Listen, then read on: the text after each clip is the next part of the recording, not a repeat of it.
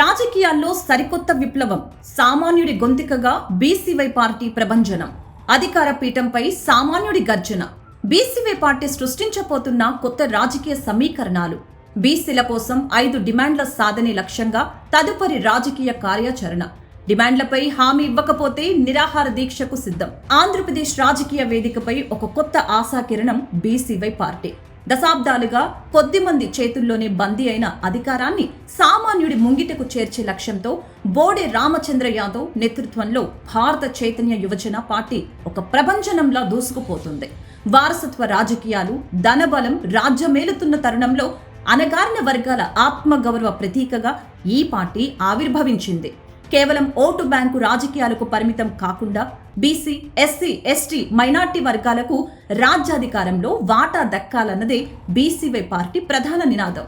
పుంగనూరు బిడ్డ, రైతు కుటుంబం నుంచి వచ్చిన బోడే రామచంద్ర యాదవ్ క్షేత్రస్థాయి సమస్యలపై అవగాహనతో ప్రజల్లోకి వెళ్తున్నారు.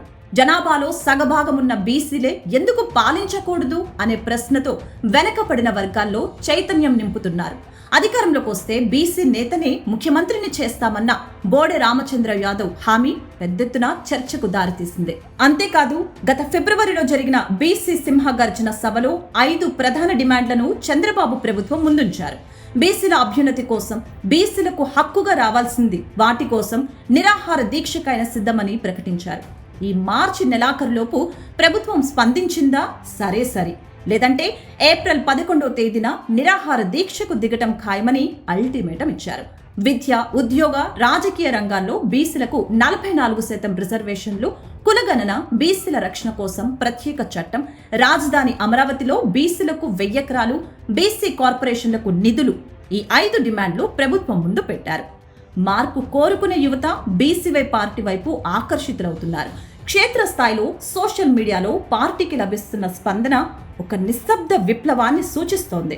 రాజకీయాలంటే కేవలం 2 పార్టీల మధ్య పోరాటం మాత్రమే కాదు, అది సామాన్యుడి హక్కుల పోరాటమని బీసీవై పార్టీ నిరూపిస్తోంది.